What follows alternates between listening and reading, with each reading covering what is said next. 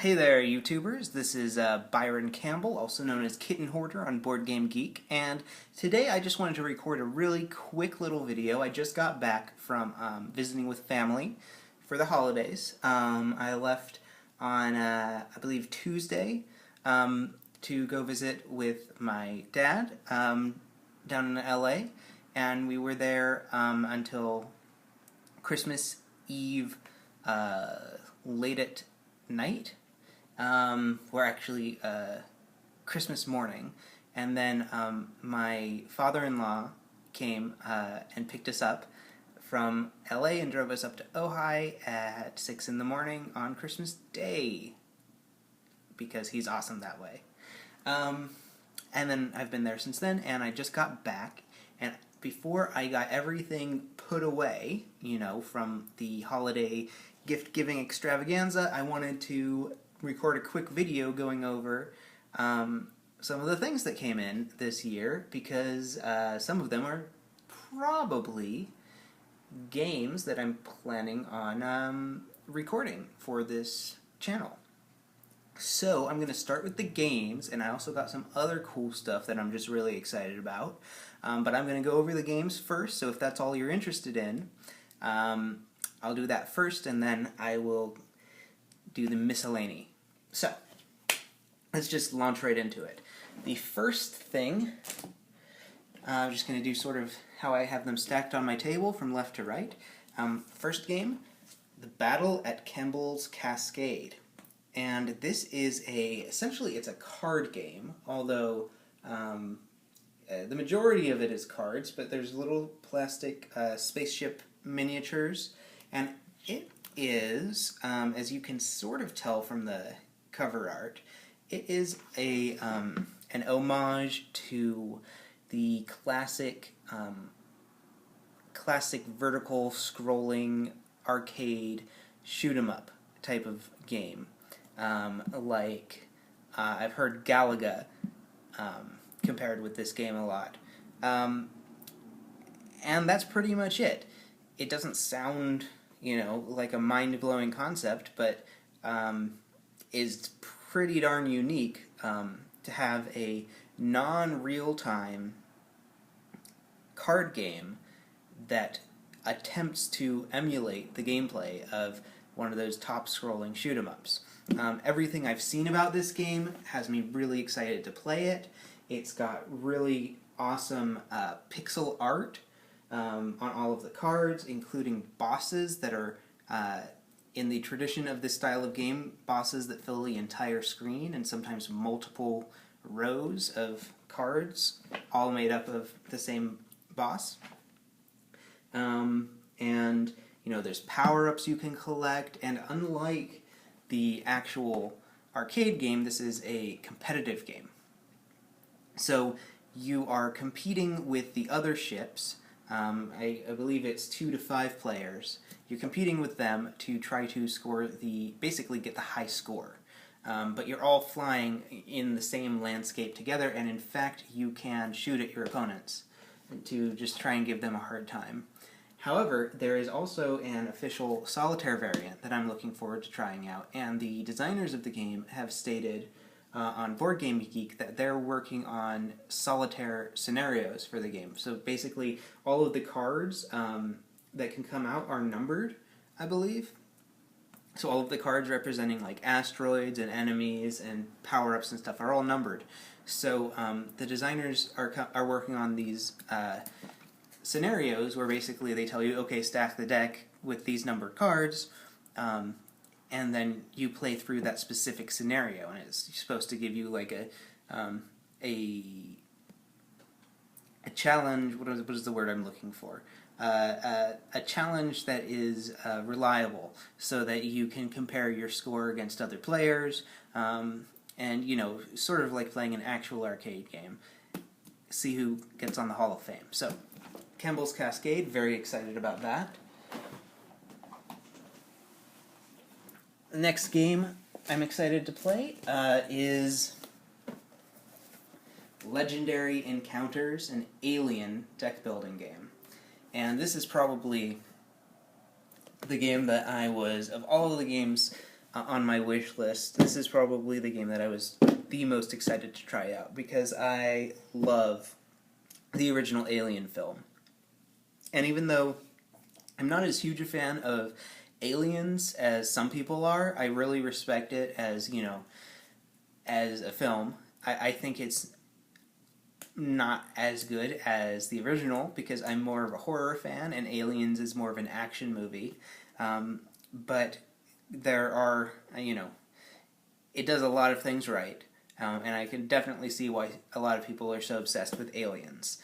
And then Alien 3, I like that one pretty well, actually. I know a lot of people hate it, but I enjoyed that film. And then Alien Resurrection, I thought was... could have been really, really good, and it definitely had its moments.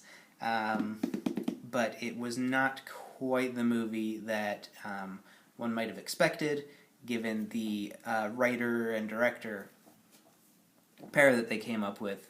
It should have been some great stuff. But in any case, Legendary Encounters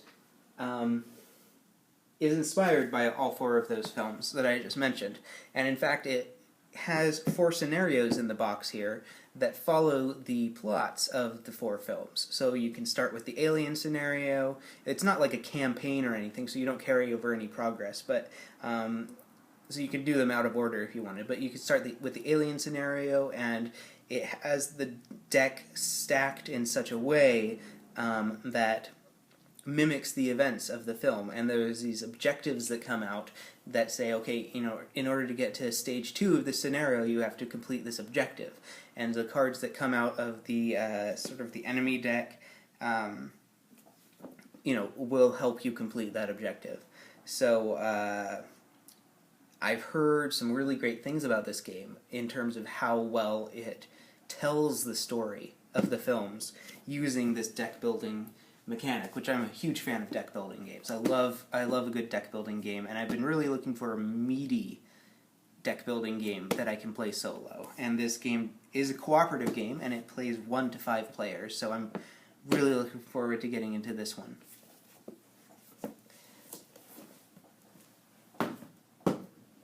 Alright, next game.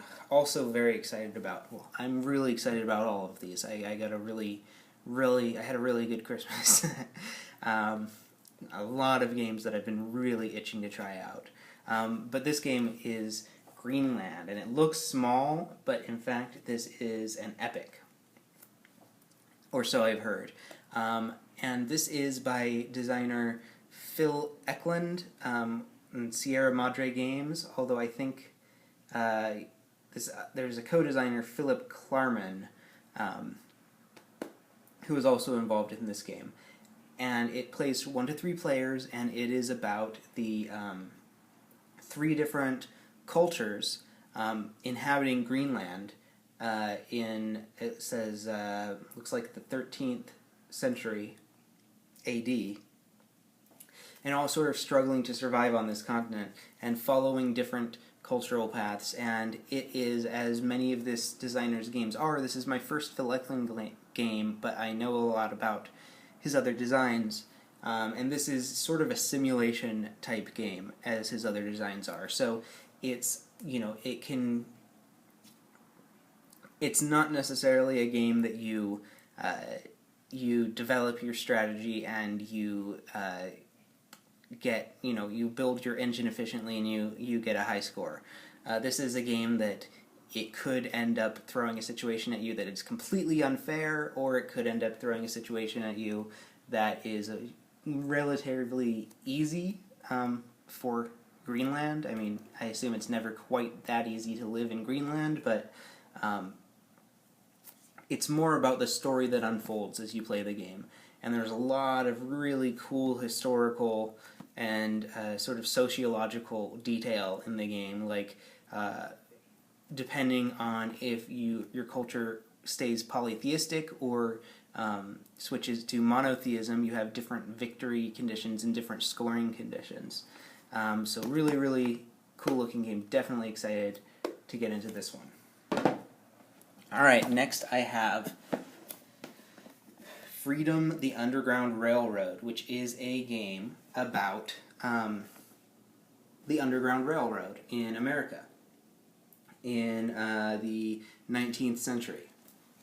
And the goal of this game is you are, members of the abolitionist movement, and your goal is to bring escaped slaves up through the north and into Canada, where they will be free from the slave catchers. And it is a cooperative game, because I don't think anybody would want to play a game where they are playing as the slave catchers. Or if they did, I probably wouldn't want to play with that person. But it's a cooperative game, and this is another one, like Greenland, and actually the next game that I'm going to talk about, that I'm really excited about because it just has so much historical detail in it. And because not only are you trying to move the slaves sort of up the country and avoid the slave catchers, you're also working on sort of supporting the cause of the abolitionist movement through propaganda and campaigning and getting the help of historical figures, and so there's this whole raising support and awareness that you're doing in addition to trying to free the slaves. And that is, I've heard at least, has a ton of real gritty historical detail in it, and I'm really looking forward to learning a lot through this game because history was never really my strong suit. And then finally in the educational series I have Navajo Wars, which is a solitaire-only game, although it does have a two-player variant. I believe it is intended really as a solitaire game, and this is about the Navajo or Diné people from, it says here, 1598 to 1864. And basically their 200-year-long struggle to retain, their small area of territory that they, had been living. Because first against the Spanish, and then against the Mexicans, and then against, finally, the Americans, they're basically waging this constant campaign to protect their borders. And this is another one that is just completely rich in historical detail. I've heard a lot of people say that they really felt like they were learning something while playing the game, which is pretty impressive. And I've also heard that it's just a really high-quality solitaire game with a really interesting AI mechanism. So this is going to be probably, of all of these games, the most difficult to learn and get into. I think I'm probably going to be trying this one last, but I am very excited to finally get to try it when I do. And finally for the games, all of those came from my dad and my stepmother, so thank you so much for those.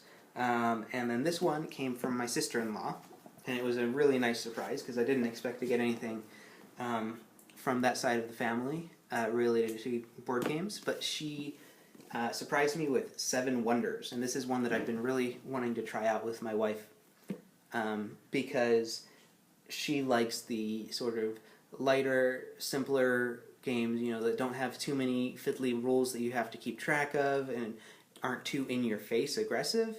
And Seven Wonders, in case you don't know anything about it, is a card drafting game. So you get a hand of cards, you pick one that you want, put it face down in front of you, and pass the rest to your left. And then the person to your left gets those cards, picks one that they want, puts it down, and passes, and you keep passing the cards around until all of the cards are gone.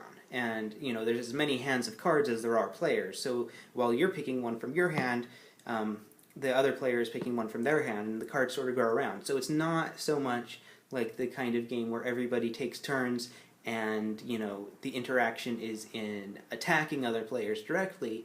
The interaction in the game is more in deciding which cards do you want to keep, which cards do you want to let the other player have. If you pass that card to the other player, will they take it before you get a chance to get it? Or do you want to take this card that you don't really need just to deny it to the other player? So I think she's going to really like that aspect of the game, and also it is a civilization building game. Although it is very, very light civilization building game, but we both really enjoy games where you build a sort of engine and you get gradually more powerful over the course of the game, and that is exactly what this game is. And it's also really quick. It says it plays about 30 minutes. Although I think it might be 30 minutes per player or something like that. Or per few players. I don't know. But I'm really excited in trying this one out, and I think we might actually get to try it out this evening. So those are all the games. I'm going to now get into the other types of items.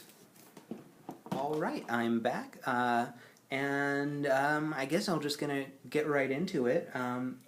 But before I do, I wanted to say, if you're a subscriber to this channel, because you have been watching my board game walkthrough, playthrough videos that I've been doing, which is, you know, the majority of what I've uploaded to this channel is that kind of thing. I want you to tell me, I'm excited to play all of these games, and hopefully over the course of the year I'm going to get to record a few of them. I want you to tell me what you're excited about. You know, from the games that I showed you, which one do you most want to see me play through? And, you know, that'll give me an idea of what I want to prioritize in terms of filming my next videos. I know my next videos, I still had one more print and play game from the Solitaire print and play contest that I wanted to play through, because I think it's a really fun little thematic, story-driven game. So I wanted to give that one a play, and then after that, probably get into one of these. We'll see. So let me know in the comments if there is a particular game you want to see. So moving on, I guess I will go to movies next. We've got a few DVDs to watch. First one is Her by Spike Jonze, and you know, I'm very excited about this. My dad has been wanting me to watch this for ages, and I keep saying, yeah, I'll watch it. I mean, because I really was interested in watching it, but next time I see him, he's like, so did you watch Her yet? No, sorry, I forgot. So he got me a copy for Christmas, so I'm going to be watching this one pretty soon, probably. Interested to see. He thinks that I'll love it, so I'm interested to see if he's correct. Next one, this is actually, my wife received this, Snowpiercer, and we watched this on Netflix recently. I think back in October, and it was just blew us away. This was probably the best film that we've seen in the past, 3 or 4 years. It's amazing how many different genres they cram into essentially a train, because this is a movie that takes place entirely on a train, and yet it encompasses satire, it encompasses, family melodrama, it encompasses historical epic, and it really encompasses the entire history of the human race, all on a train. It is an amazing movie. If you haven't seen it, I highly, highly, highly, highly, highly recommend it, and we will definitely be watching this. And to go along with that, my wife also received book 1 of the graphic novel that the film was based on. So that's really exciting. And finally, from my brother, we got House. And House is a Japanese film from the 70s. And it is completely bizarre. It is sort of a horror movie, but it's like an art house horror movie where all of the special effects are really weird, and I have no idea really how to describe this. I learned about this film originally from a website that I sometimes go to called Same Hat. It's a blog about the sort of manga slash art movement, erotic grotesque nonsense, or eroguro nonsensu. And this apparently, in terms of cinema, is a classic of that genre. And as strange as this movie is, we both really enjoyed it, and I was quite surprised when I received it from my brother, who didn't even know whether we had seen it or not. And he kept saying, you know, well, if you've already seen it, you can exchange it for something else, but I am really glad to have this in our collection, because I thought it was a really fun movie, so definitely going to want to give this one another watch. Alright, and that's it for movies, and we're almost done here. I got a couple of books from my wife. I received the Book of Barely Imagined Beings, which is, it calls itself a 21st century bestiary, and it is sort of a, well, the title is a literal reaction to Borges' Book of Imaginary Beings.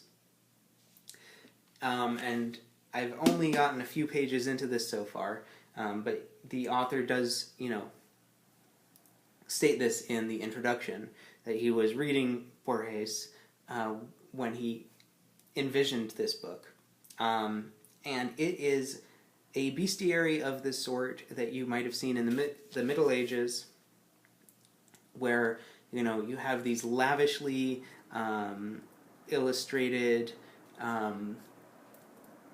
creatures that are, you know, a mix of actual real-life creatures and rumors and legends and myth, and it's all sort of just like jumbled together in this like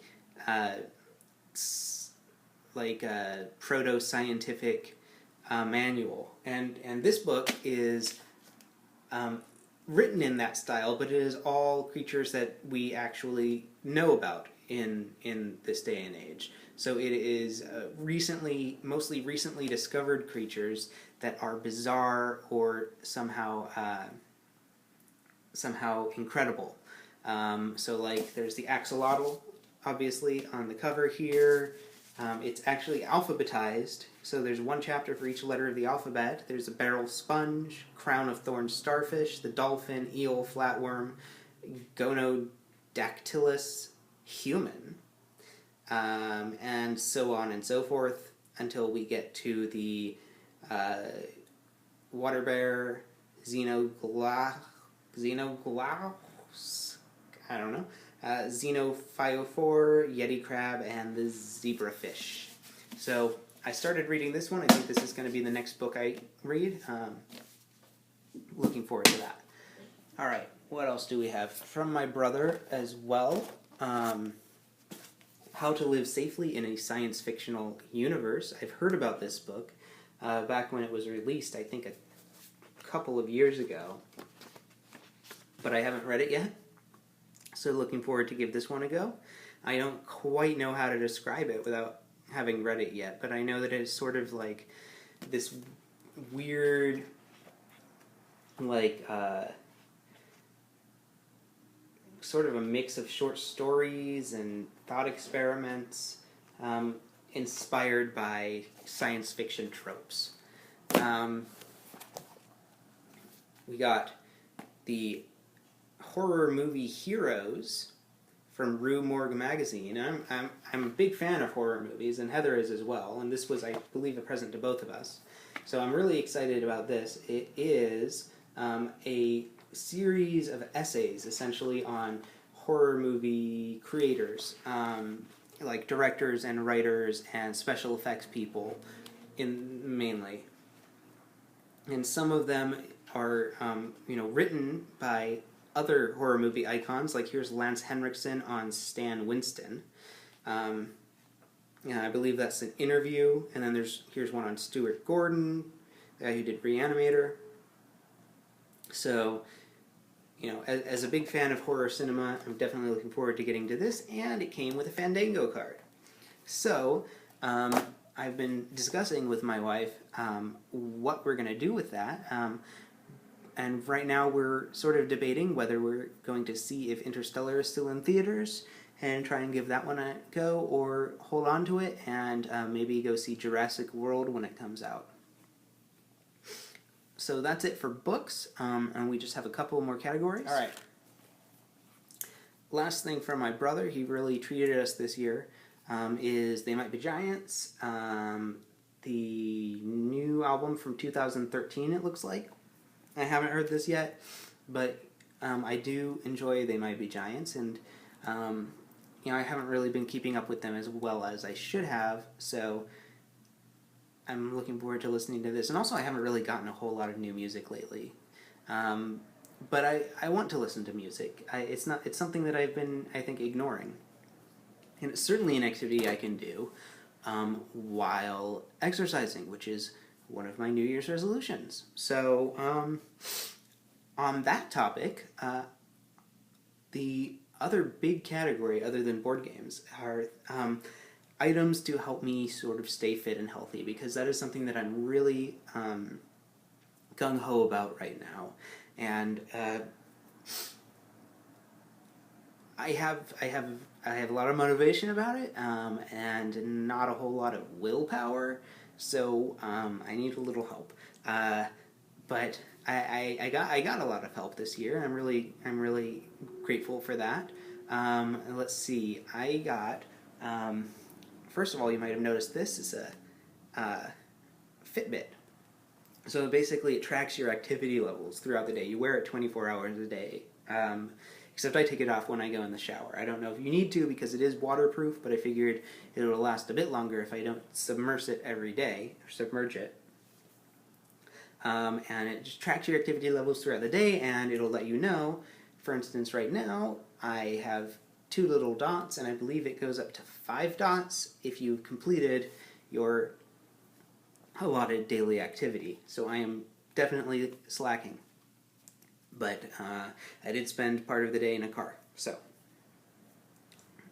that came from my parents-in-law, and I'm really, really grateful about that, because, I think increasing my levels of activity, seeing as I work from home, and my primary hobby is one that you sort of sit down for, I think is something that is going to be really, really helpful for me. So I'm really happy about that. And I also got a couple of sort of trial runs of some of those, rather expensive services where they send you healthy meals to eat, and that's basically all you eat. And it's a way of really sticking to a diet that is both balanced and healthy. Instead of, a lot of these diets that work really well for losing weight, like the low-carb diet, are not necessarily a balanced nutrition, or at least you have to work at it to get balanced nutrition. And that's something that's really important to me. At the same time, I do not enjoy spending a lot of the time in the kitchen, and we don't really have the funds to eat out very often, so it was something that I specifically was hoping to be able to get into, something that would be easy to prepare and yet has the nutrition of something, that would be a rather complicated meal to prepare at home. So I'm very excited about that. I keep saying I'm very excited about things. I don't know what's up. And then lastly, well, I got this, which is a real nice grill pan, because I love grilled food. Got a few gift cards here, various places, and sound effects machine, which I will use in this video series if I can get used to it enough to do it off the cuff there. But I was actually, this was sort of like one of those little joke presents, but I am actually way more excited than I should be. about using this. I specifically for these YouTube videos. I think it could be a lot of fun. You know, if you roll poorly, or if you do well, right? Or, you know, one of those, that one goes on a little long for my taste, one of those like game-winning moves right there. So yeah, I'm pretty excited about that. And that is it. I just wanted to, oh my god, I forgot about this! I have an alligator. Oh no, it's a crocodile. It's a crocodile, and believe it or not, it gets bigger. This is one of those that you put it in a bucket of water, and it grows to, you know, 10 times its original size. It says this one gets up to 32 inches. Now I'm finished. So yeah, I just wanted to sort of go over some of the stuff that I was really excited about before I get everything put away in separate areas where it's going to be difficult to get it back out again, and go over some of these new games I picked up, and hopefully will be making an appearance on this channel pretty soon. So I hope you all had a wonderful holiday. I hope you got to spend a lot of time with your family. I hope you got some gifts that you're excited about. Also, you could mention those in the comments. Yeah, I'll probably, this will be my last video I record before the new year, so I'll see you in 2015.